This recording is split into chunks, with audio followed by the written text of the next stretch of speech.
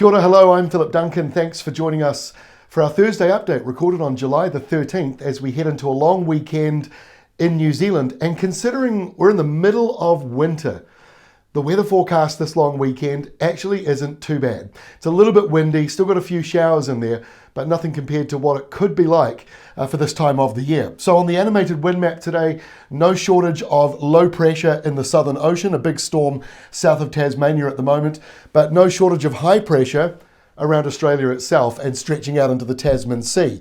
That process puts windy westerlies in the middle. Not necessarily stormy, but just, you can feel that westerly breeze.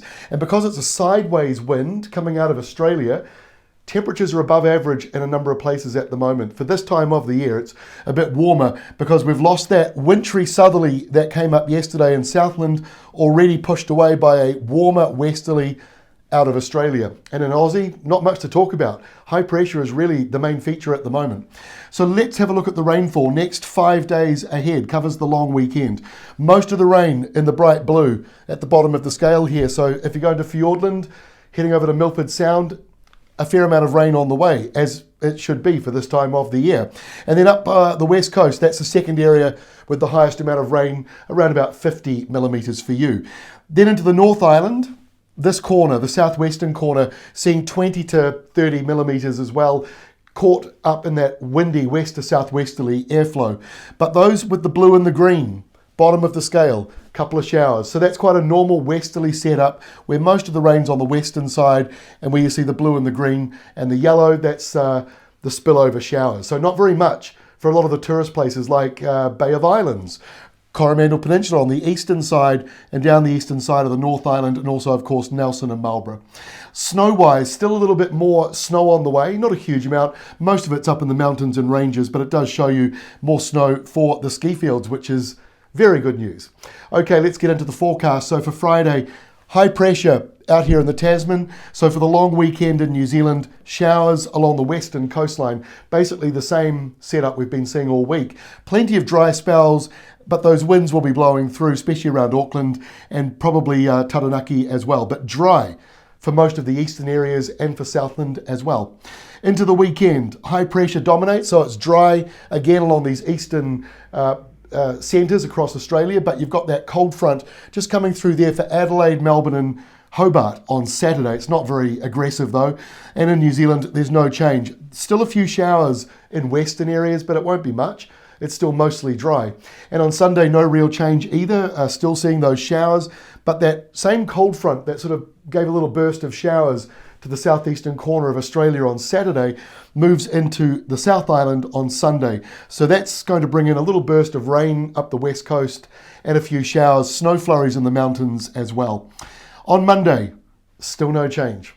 So now you're starting to see what we were talking about months ago, that we said by the end of winter, by late July going into August, we were likely to start to see more of a westerly driven pattern. It is good to see that finally happening, because it means those of you that have been saturated in the North Island and some in the east, down beyond the North Island into the South Island, plenty of wet weather, you want it to blow away. So the best way to do that is to drive in a westerly, because every other wind direction can drive in rain to eastern areas, but the westerly is the dry one. So this west to southwest flow carries on into Monday, and maybe a little bit of a southerly, bring in just a few showers briefly on Monday, little flick of showers coming up. But then again by Tuesday, back to dry and sunny for eastern areas, back to westerlies across the South Island. Still got a few showers in the west. And this is what I said the other day. Places like Waikato, where it's very saturated at the moment, you're wanting to see dry weather, and you look at your forecast and you see that rain icon every day of the week. But if you actually look at the rainfall totals, not very much. The North Island is leaning drier than average for the most part, coming up over the next week. And we get through to the middle of next week. Here comes the next low. Still plenty of high pressure around eastern Australia, but this will bring in a burst of nor'westers followed by southerlies.